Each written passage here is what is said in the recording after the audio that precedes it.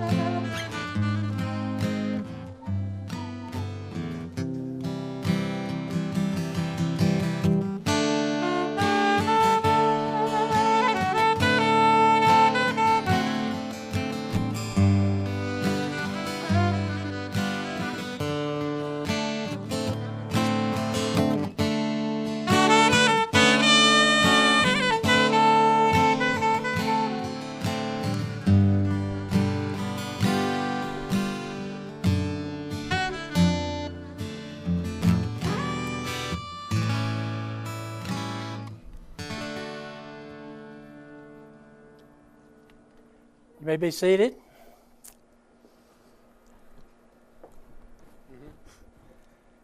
Friends, family, and extended family, your presence is welcome on this glorious spring evening. We've come to celebrate the marriage of Curtis Carpenter and Amanda Hood. As the sun sets on the good earth, it also rises on the life together of these two good people. One of life's richest surprises is when the fateful meeting of two individuals leads them to proceed along a path together. It is indeed one of life's finest experiences when a chance relationship grows into a permanent bond of love.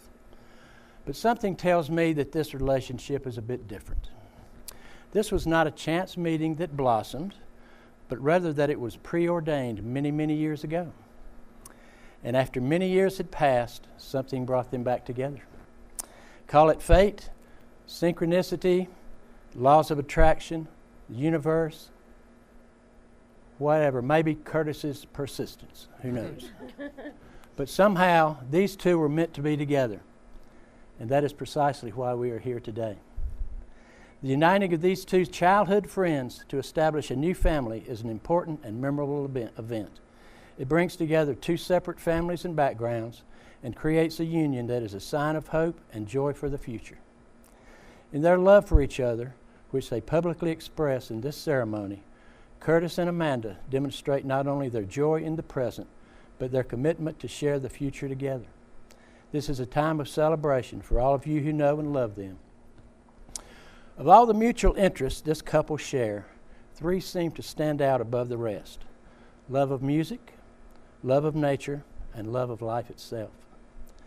Life and nature are similar concepts because nature is the study of how life acts and interacts within the circle of existence. When we take the time to examine the beauty of the world around us, we're able to see the parallels within our own lives.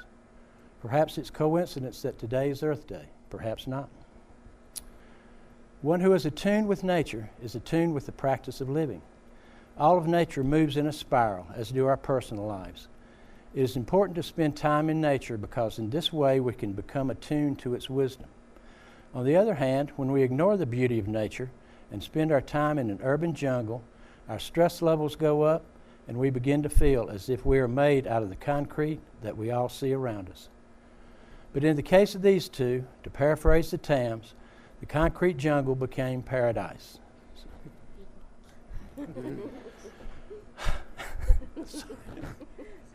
And so it is with music. Music is the greatest creation of man. It touches the soul and also helps man to sympathetically manifest unspoken desire and humanity in him. The effect of music in man is what separates us from other animals. It is capable of breaking boundaries to unite people from different backgrounds and cultural heritage. In fact, music can best be described as a wonderful force that is capable of bonding people together and instituting international brotherhood, love as well as peace. Whether you're a music enthusiast or not, the best way you can express your feelings, whether they be anger, love, passion, joy, or any other feeling is simply through music. It is rightly said that when words and letters fail, the best option is music. Now, the case can be made that both nature and music are but subsets for love. If music is the universal language and nature is the thread that binds all life, then love is the universal feeling which is felt on some level by every living being on this earth. Plants and animals, as well as humans, are acquainted with this strange emotion. Though there is no single definition to describe this unique feeling, it is characterized by a sense of attachment and affection towards somebody or something. So strong is the feeling that it is said that it makes the world go around. It satisfies the emotional needs of human beings. The majesty of this feeling is such that it allows humans to treat each other with kindness and compassion.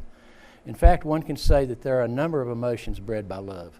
It might be any relation binding us together. Love is ubiquitous in different forms. A passionate lover's kiss, a tender mother's touch, a fatherly concern, or a brotherly, sisterly affection. Compassion for those less fortunate or those shunned by society. Everything expresses love. And then there is romantic love. Romantic relationships are the spice of life. They make us feel alive in a way that nothing else can. Genuine romance exists when two people show that they care for each other through small acts of kindness and affection. We feel loved and cared for when we know that our significant other is thinking about how to give us the most pleasure. Romance is the key to keeping the sparks flying. Without it, any relationship will soon lose its shine. And that brings us full circle to why we are here today, to express love in all its manifestations, but specifically the love between these two individuals. Before you, Curtis and Amanda, are joined together in marriage in our presence, I am bound to remind you publicly of the solemn and the serious and the permanent nature of the relationship in which you're about to enter. That you come here freely and without reservation to enter a marriage as companions living together as one, enjoying equality. That you promise to love, respect, assist, and look after each other for the rest of your lives. That you are prepared to live in harmony and jointly strive for the welfare of your family.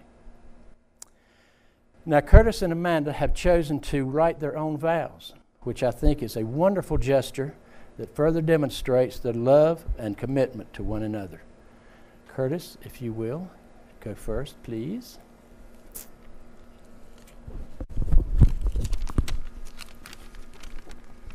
Amanda, I love you as you are. Not a day has passed since I first met you over 30 years ago that you haven't crossed my mind at least once a day. I once considered you the one that got away. You are truly the love of my life. I'm excited about spending the rest of my life with you, Megan and Hannah. I promise to listen, to rub your feet when they're sore, scratch your back when it itches, to keep you warm when you're cold, and always try to make a bad day better. I will always keep in perspective what's so important and not sweat the small stuff. I will always love you with all my heart, and if the last year is any indication of what our life together will be, I hope we have 50 more like it. There is nothing on this earth that brings me more pleasure than you. My heaven on earth is seeing you smile. I hope I draw my last and final breath with you in my arms. All right. And now you, Amanda. Deep breath. As a scientist, I've dedicated my life to thinking critically, making most important decisions based on careful analysis, and this is how I was trained. And this served me well in my professional life, but it's fallen woefully short on a personal level. With you, Curtis, for the first time in my life, I let my heart choose.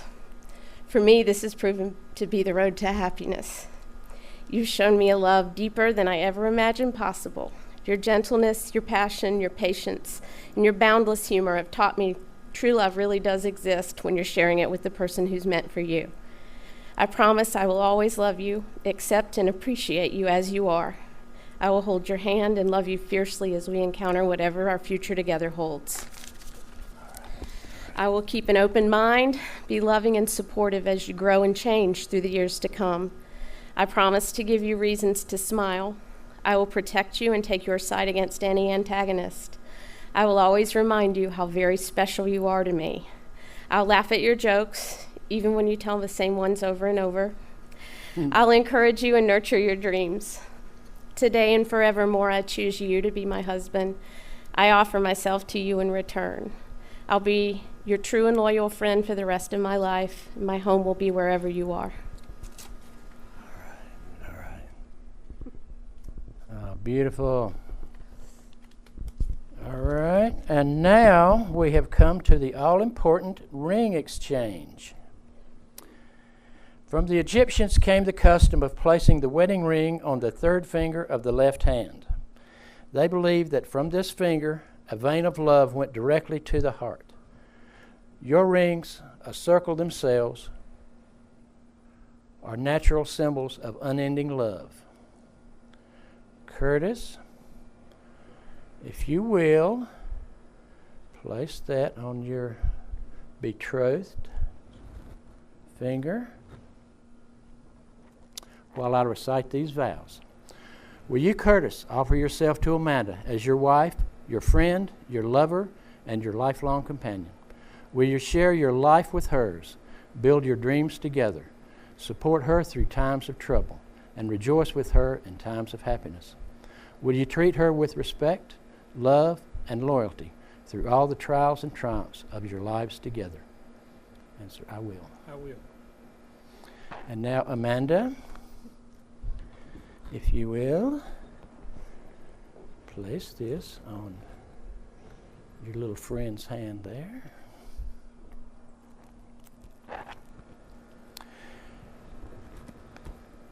Will you, Amanda, offer yourself to Curtis as your husband, your friend, your lover, and your lifelong companion?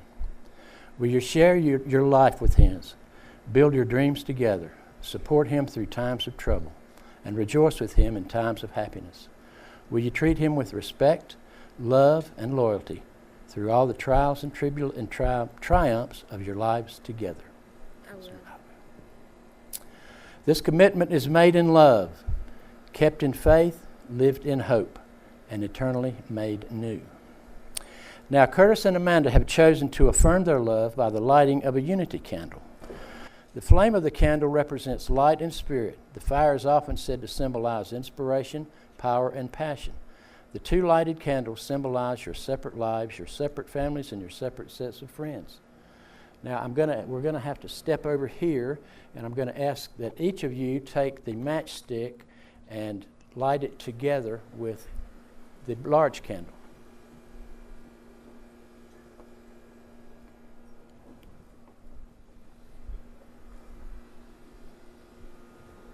Okay, go ahead, let me light the candle.